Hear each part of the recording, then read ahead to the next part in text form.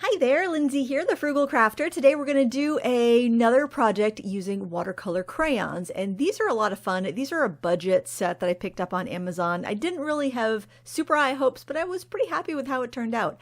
I'm using a reference photo from the Artist Photo book collection that I'm always recommending. It's from the Barnes and Buildings book, and if that's available, I will link it down below. They're out of print, but I've found really good luck buying them secondhand through Amazon and thrift books and whatnot. So if you can get them for a reasonable price, I highly recommend them. I wouldn't pay more than probably $25 for one. I think the most I ever spent on one was about $25.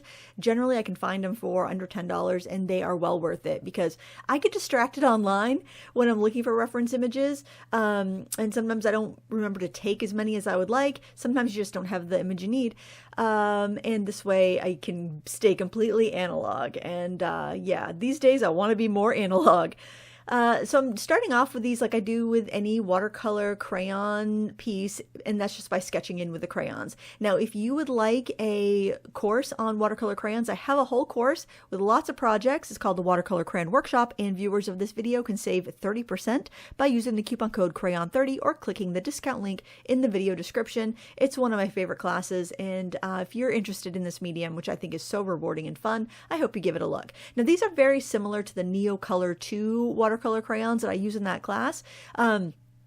They're not quite as water soluble, but I tend to use them drier, so they're actually a little bit softer, and because I tend to use them drier, it actually works out really well for me. But if you already have the Neocolor 2s, you certainly don't need these. This was honestly a purchase of my own curiosity more than anything, and I wanted to know if there was a budget version out there that were as good as the Neocolor 2s or comparable. I will also say the Lyra watercolor crayons have been a really great price lately for the 24 set on Blick and Amazon, so they're also a really good option if you want something that's more water soluble, a little bit more transparent. They're a good choice too. So I'll link all that stuff that I mentioned down below if you're interested, and if you don't want to be tempted, just don't look.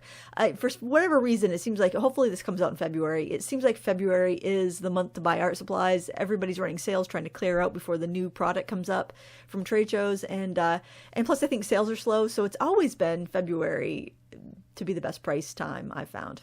Anyway, I'm adding some pastel, or actually I'm adding some bright colors into the rocks and some pastel colors into this kind of cement area that's, because like the stone wall, it's like a stone wall with like some cement or stucco over it, but the stucco's been like cracking and falling apart. And I loved all the textures, and I thought that would go really well with the Europe version of these crayons. So they come in two different colorways. There's the classic set, which you can get in a set of 12 or a set of 25. I don't know why you'd get the 12, because the 12 set's like $20 and the 25 set's like $25. And then there's the Europe set, which is only available in a set of 25. And at first when I was using them, like, there's so many similar colors in the Europe set. Why would you put all these extra similar yellows and grays? But then as I was using them, I did find I was using all the yellows and grays. I think it's because they're not quite as water soluble, so you do tend to like layer them up and use all those tones.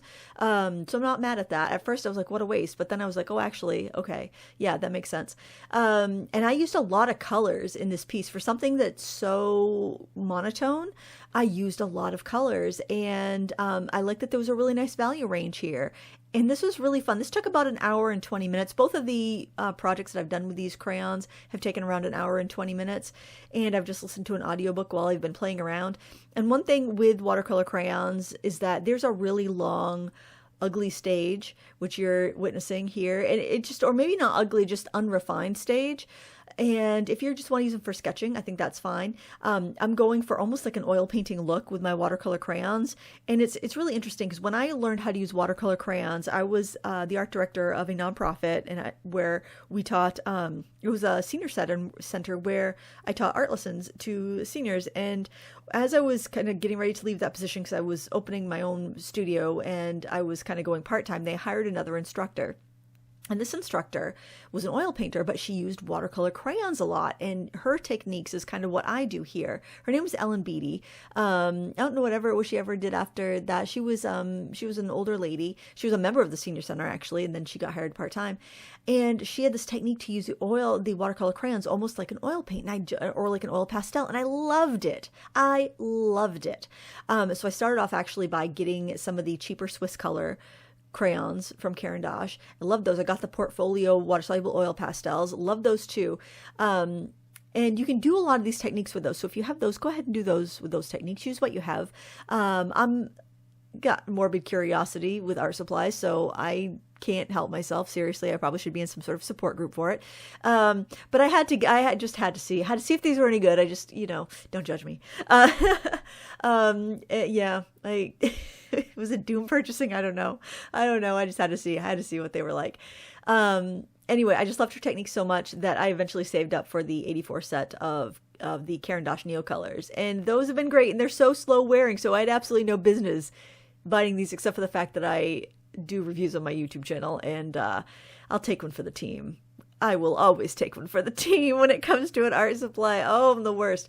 But I really like these, and I would say definitely if you're looking to save some money, always check though. Always check when you're going to buy one of these dupe purchases, check to see how much the real deal costs, because if it's not a big savings, like this is about, I don't know, this is probably, I'm trying to think what the going price for the Caran d'Ache was. I think the set of 15 was going for around $25. So that's not bad. Honestly, that's a pretty good price right now, but it fluctuates. And usually a set of, yeah, they're usually around $2 a crayon. These are $1 crayon, so you gotta just, weigh it. See if the savings is great enough to take a gamble.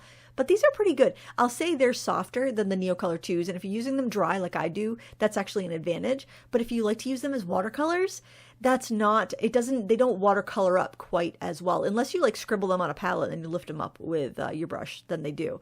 But I do find if you want to save your shavings, the shavings come off in more of a solid piece and then like a long, nice curl rather than little bits. And if you just put a couple drops of water and let them soak, then you get a really nice kind of like a gouache paint from them. They're just a little slower to dissolve, I guess.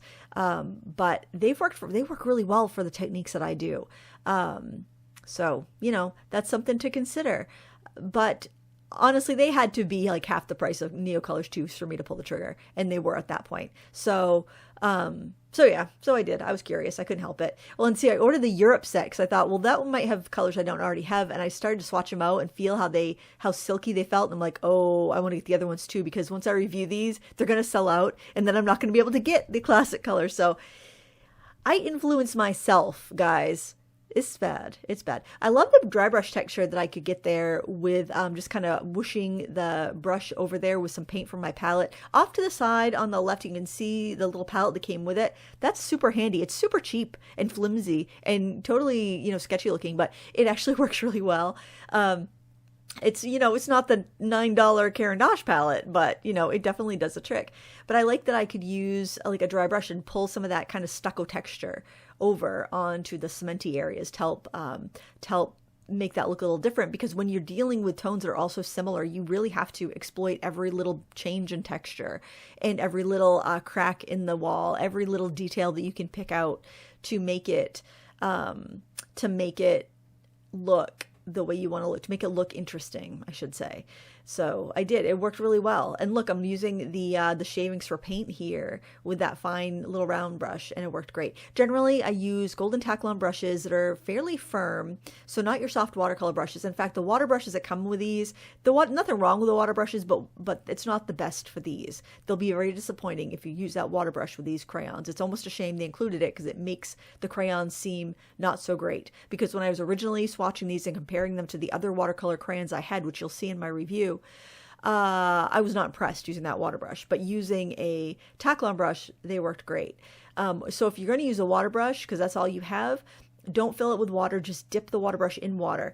Even then, the bristles are kind of long and floppy and not great for this medium. So it's just a shame they would have been better to include a flat water brush, but I'm sure they're trying to add as many little pack-ins to make it feel like you're getting more for your money, but really the price of the crayons I think are worth it. And the sharpener worked really well, and that little plastic palette's actually useful, even though it's very cheap. It's quite useful. So yeah, just don't use a water brush with these. If you want my advice, use some small flats and filberts. I would say probably like 1/2 inch and smaller, and then rounds if you're using the paint off the palette.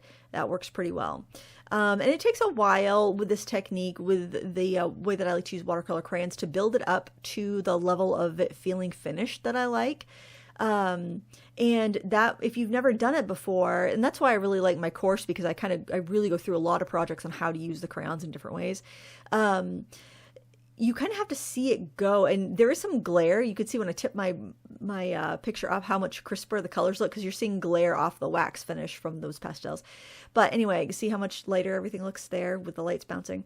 Anyway, yeah, you've got to really see it through to the end. I think otherwise it will get really, you could feel really frustrated, like, oh, everything looks so messy.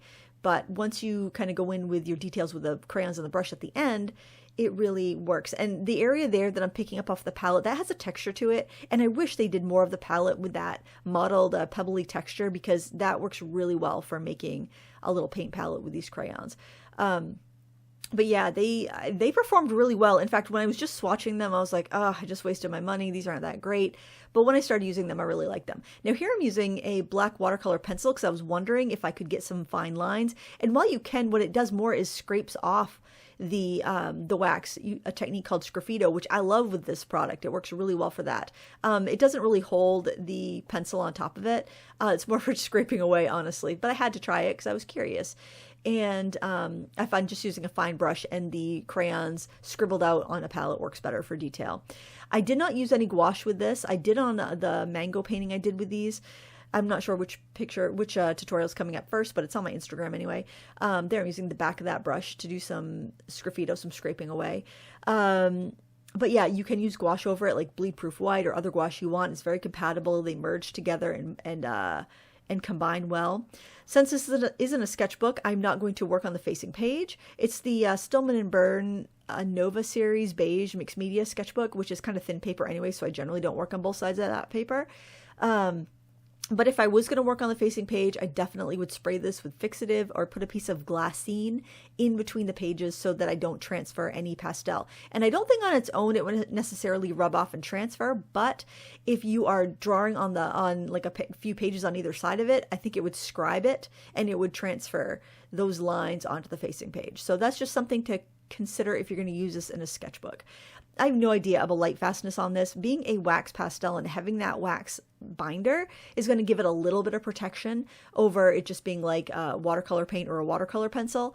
But even so, I would be using this mostly for fun in my sketchbook, probably as a travel medium where I'm not worried about losing an expensive set of pastels if I, drop them in a pond. I mean, I'm pretty careful. I wouldn't want to, ruin our beautiful nature like that. But I have dropped my watercolor palette in the pond before, and I've been able to fish it out before it dissolved. But, there's probably some funky spores in there now. It didn't mold for whatever reason. But like if I dropped a few out of my bag hiking or something like that, I wouldn't feel too bad with they're only $1 a piece. That said, no open stock availability, but I'm pretty sure you could find a Neocolor 2 that was a pretty close match if you used one up and you want to replace it, and they're compatible. So that's not really a huge problem. In fact, if you are trying to save some money and you bought one of these sets and then you replace the colors as you use them up, you could definitely find a pretty close match in Neocolor 2s and kind of build up your stash of more expensive pastels that way. But again, look at sets or the different brands and see what they come out per stick price and see what